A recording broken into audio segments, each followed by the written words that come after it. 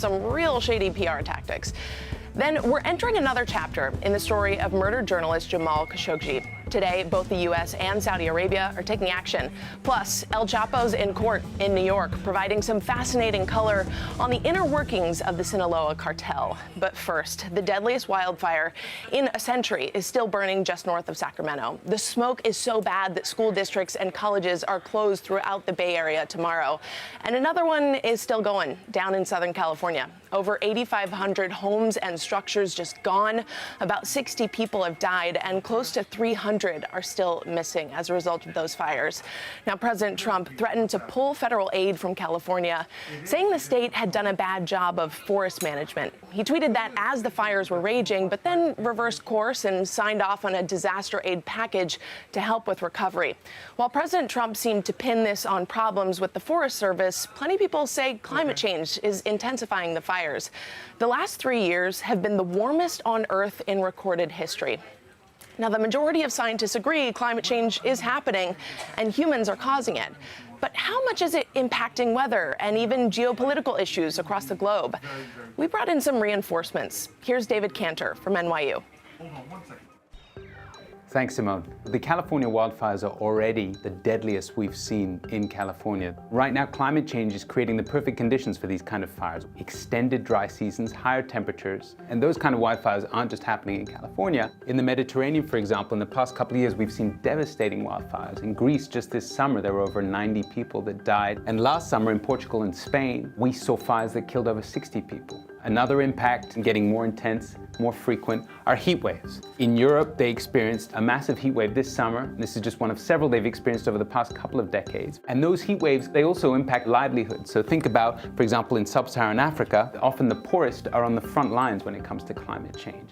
If the place where you live becomes too dry, too wet, too hot, you're going to move. One of the drivers of the Syrian refugee crisis was an extended drought in the early 2010s. Another impact is coral bleaching. In the Great Barrier Reef, they've already experienced a 30% reduction, either because the water has become warmer, or also because the ocean is becoming slightly more acidic. And we're expecting, if warming continues as it is, to lose anywhere from 70 to over 99% of the world's coral reefs by the end of this century. Up in Greenland and the Arctic, it's warming about 2 to 3 times faster than the rest of the planet. Sea ice is depleting by about 10%. As the ocean becomes warmer, the atmosphere can capture more moisture, and hurricanes and typhoons can become more powerful and devastating. Closer to home, Hurricane Harvey, record rainfall was 3 times more likely as a result of climate change. In New York, Hurricane Sandy back in 2012, the storm surge there was 27 square miles bigger than it would have been back in 1880 because sea level has risen 8 inches. So this all looks pretty dire. And the latest report from the Intergovernmental Panel on Climate Change suggests that we need to reduce our emissions by half by 2030 and get to 0 emissions by 2050. Many countries are taking the lead. China, even though it's the biggest emitter of greenhouse gases, they're also the biggest producers of solar and wind power.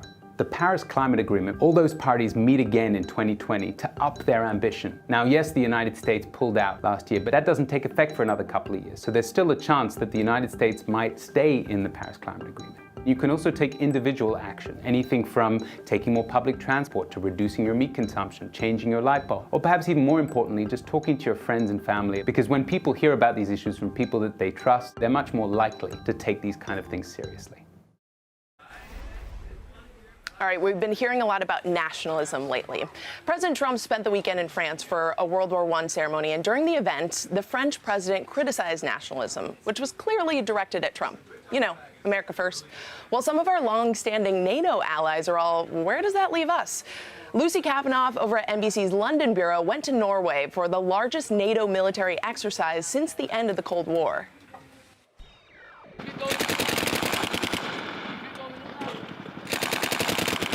Norway is under attack. At least that's what everyone here is pretending. It's all a big war game, a huge NATO operation where countries practice what it's like to defend an ally from an invasion. The bad guys aren't named here, but let's be honest, everyone knows we're talking about Russia. There's been so much talk of Russian meddling and disinformation that it's easy to forget about a worse Russian threat. Actual war. The likelihood of an armed Russian invasion of the States is basically zero. But we are a part of NATO, and that means if one country goes to war, we could all be at war. The question is, does that make sense today? First, a quick history lesson, and I mean quick. NATO stands for the North Atlantic Treaty Organization. It was created nearly 70 years ago to protect Western countries against the Soviet Union, now Russia. The idea was safety in numbers, outlined in something called Article 5. You can think of it as the Three Musketeers Clause. Basically, if Russia attacks an ally, even if it was thousands of miles away from our shores, we'd have to get in the game too. Today, NATO countries are training together in the biggest military exercise since the Cold War. It's called Trident Juncture, and it's a war game on steroids. How ready are you guys for a hypothetical war with Russia? I'm cock locked and ready to rock. It's definitely impressive, but is NATO preparing for the right fight? Election meddling, hacking, cyber threats. How has NATO adapted to deal with those? Well, I mean, I think the alliance is the most successful collective security alliance in the history of the world. So I think it is adapting. Those threats that you talked about are difficult, and countries have to address them individually as far as, election meddling, whatnot. And American Marines are just as ready and willing to risk their lives and die for a country like Estonia or Bulgaria as well as America? I believe so. This is Viking country. It's cold, it's muddy, it's really, really wet. And just like in real war, there's a lot of waiting around, a lot of time to think. The Cold War ended nearly 30 years ago. An entire generation was born in that time, graduated high school, even college. Did these Americans want to go to war to protect Norway? It turns out some do. Do you guys think that America still has a role to play on the international stage to protect other countries, to keep up democracy, to protect European allies? Oh, of course. Now, the United States itself is, let's not joke around, is the most powerful country in the world right now. How are you? Some Norwegian soldiers say they don't have the luxury of debating NATO's relevance. Russia is literally next door. Do you think most Norwegians support NATO? Definitely. They think it's still relevant today in 2018? Oh yeah, I think most Norwegians believe it's more relevant now than before. I don't want my kids to speak Russian. I want them to be Norwegian. Yeah.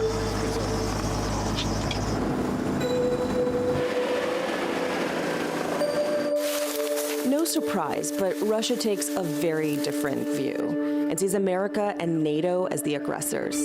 Push up more if you have to. Still, in recent years, Russia has done more than just provoke. It's actually gone to war with its neighbors in Georgia, Crimea, and Ukraine. But the streets of Trondheim are hundreds of miles away from the Russian border. It doesn't feel like the front line of a new Cold War. People are just going about their normal lives, not thinking about NATO. The alliance has been trying to change that. For Trident Juncture, it found an unlikely Instagram star, this guy.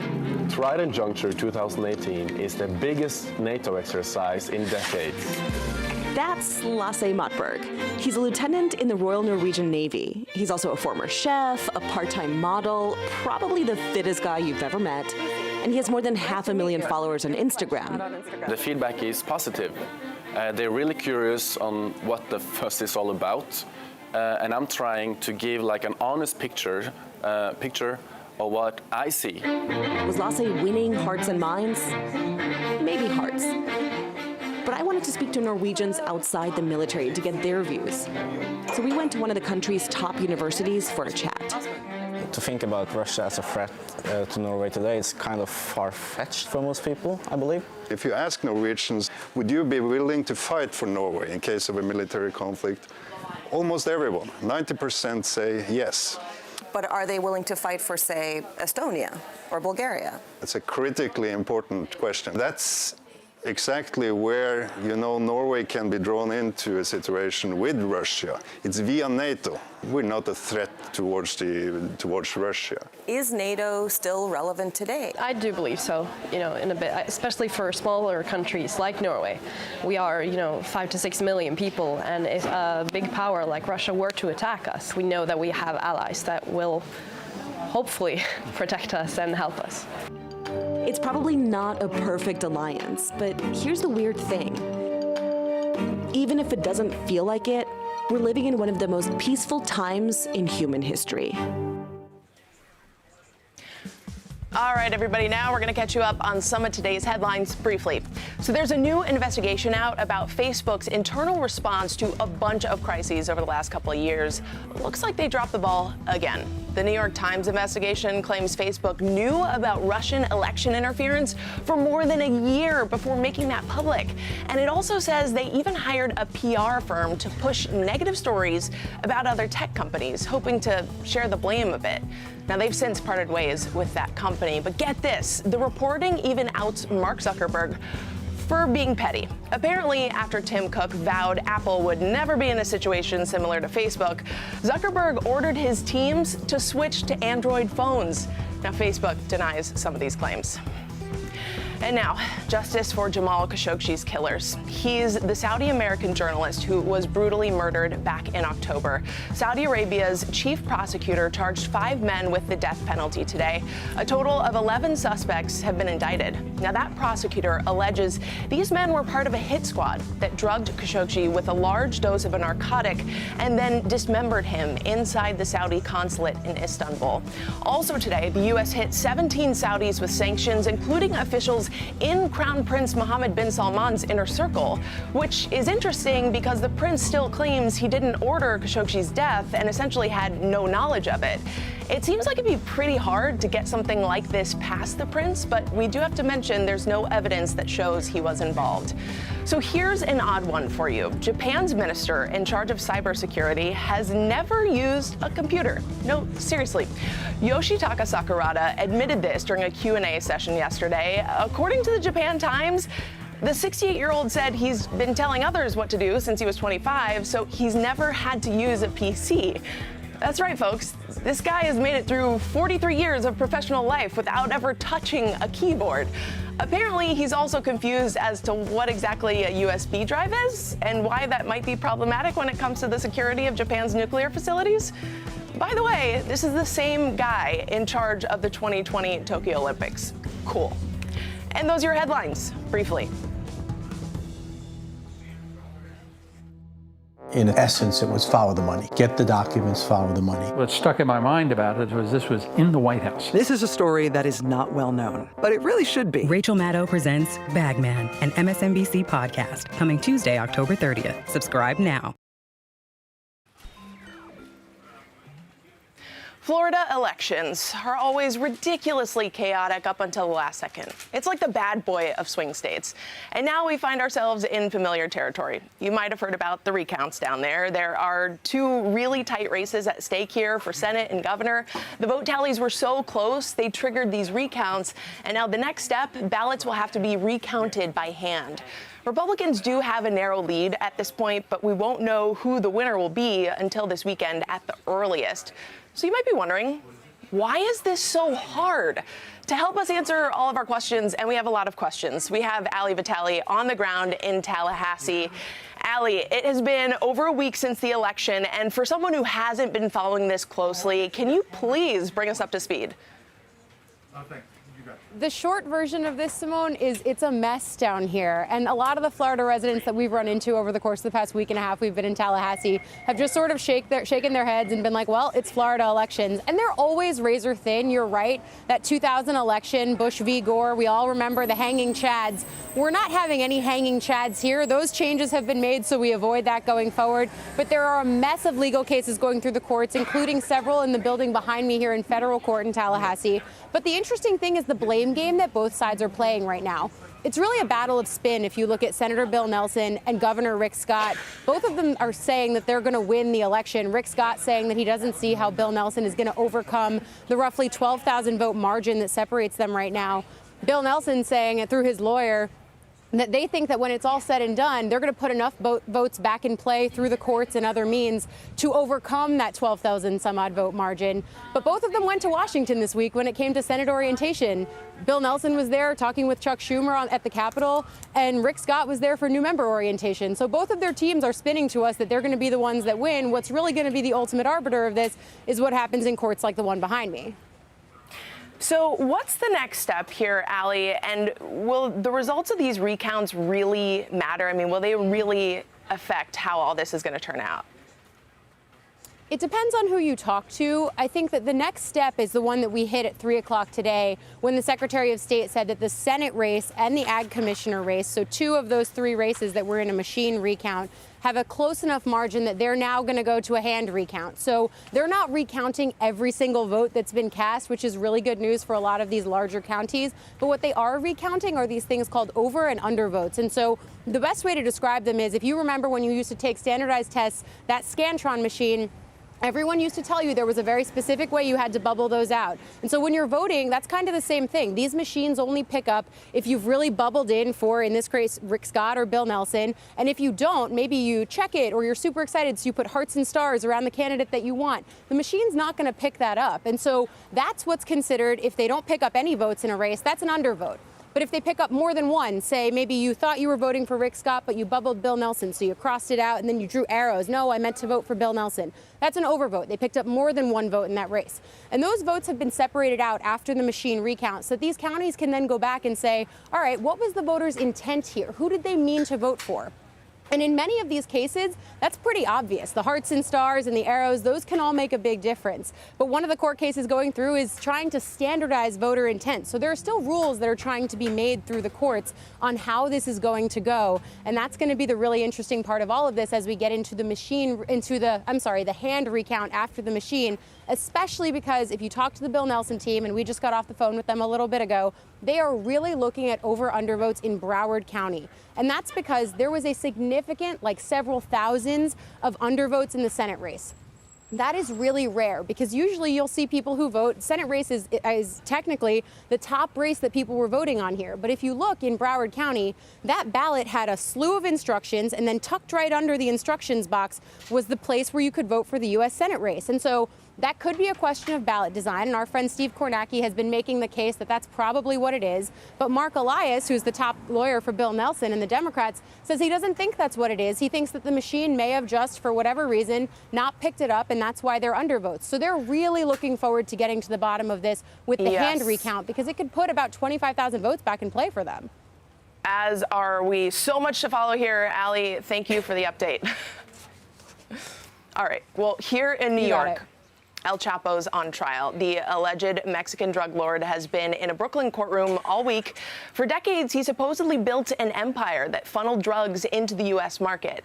But in Mexico, he's more of a hero than you might think. Vice's Keegan Hamilton swung by to explain. You might have seen El Chapo in the news recently. He's been on trial in Brooklyn, and I've been in the courtroom every day so far, and following his story for the last 8 months or so for this podcast we produce for Vice News. The stakes are incredibly high. I mean, on one hand, the U.S. government is trying to convict one of the highest profile drug lords of all time.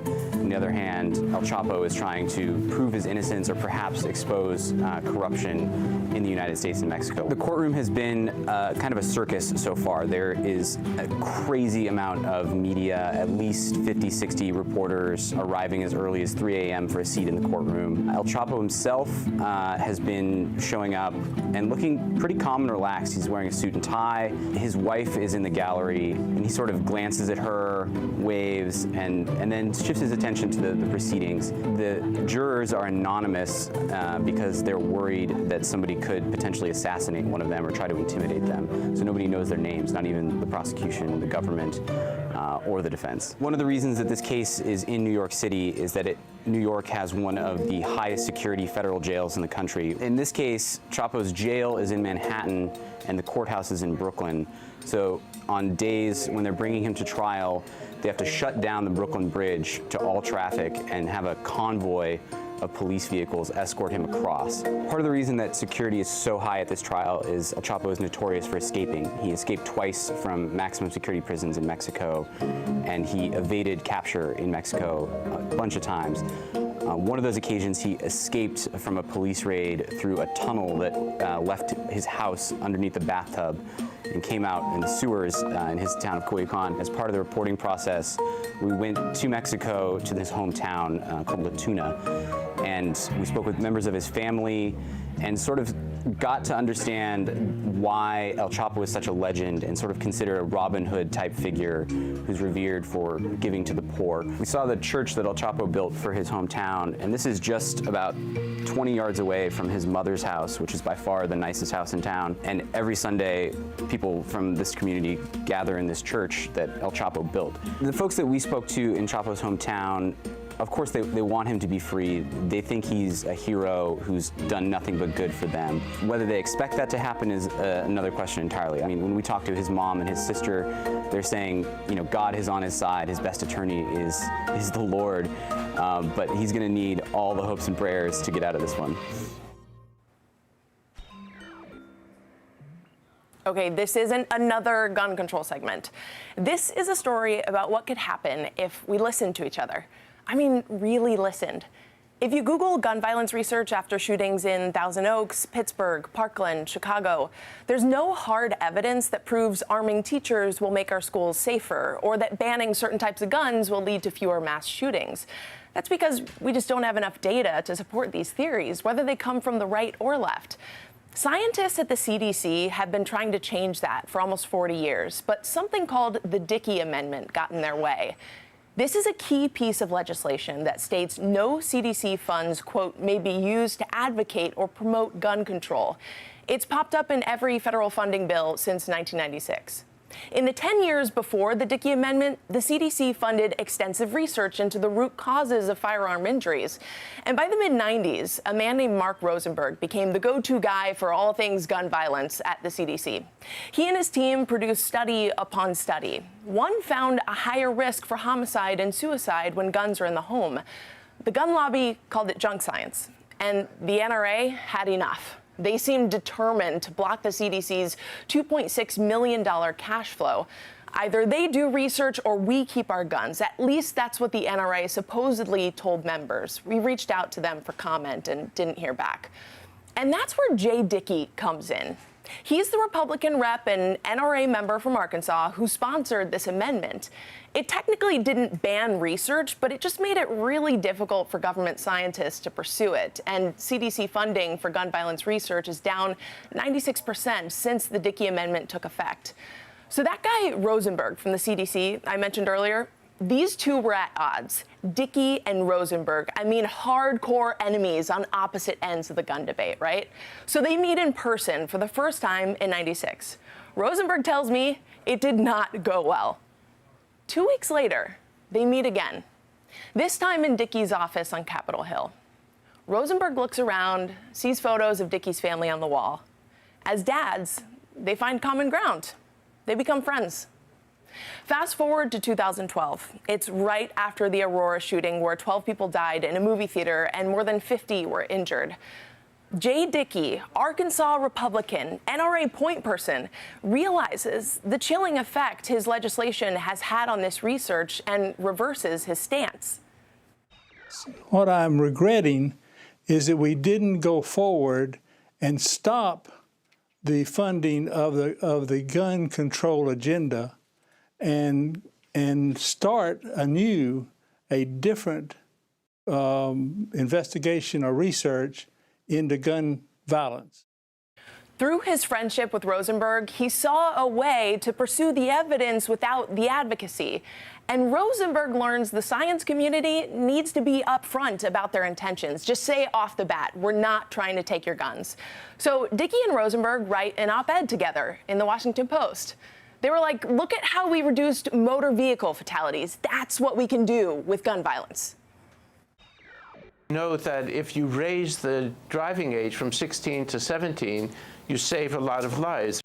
We owe them the data. Yep. We need to be able to tell them if you raise the age for purchasing weapons, then you save lives, or we need to tell them it doesn't have any impact.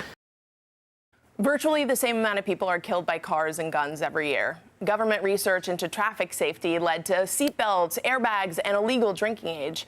It may have saved about 600,000 lives, and we didn't even have to ban cars. That when the highway industry tried to say, we want to stop head-on collisions, they didn't say, let's get rid of the car. They didn't say we're not going to have any more trucks on the road, and that way we can eliminate head-on collisions. We can find a solution without touching guns, I believe, without touching the Second Amendment rights that we have. Jay Dickey died last year. Rosenberg says the NRA stopped returning Dickey's calls after he expressed regret. Now, Dickey's son and ex-wife, both Republicans, are now working with Mark Rosenberg to restore federally funded firearm research. It would take a bipartisan coalition seeing the value in the science for that to actually happen. Now, I just talked to Rosenberg last night. He wanted to make this clear. Good research and solutions will look for ways to reduce violence while protecting Second Amendment rights. These two unlikely friends proved it doesn't have to be one or the other. Dickey and Rosenberg. Name a more iconic duo.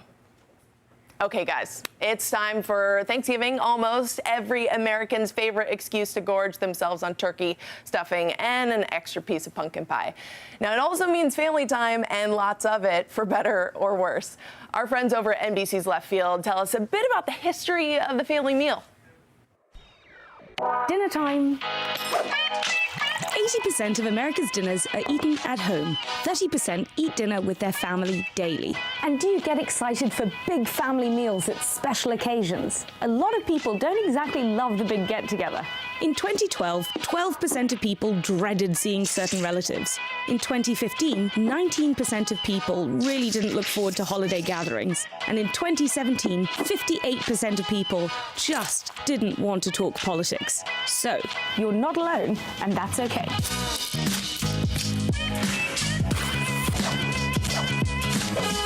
Now, we didn't just crawl out of the cave and decide to spend a mutually unpleasant 20 minutes together.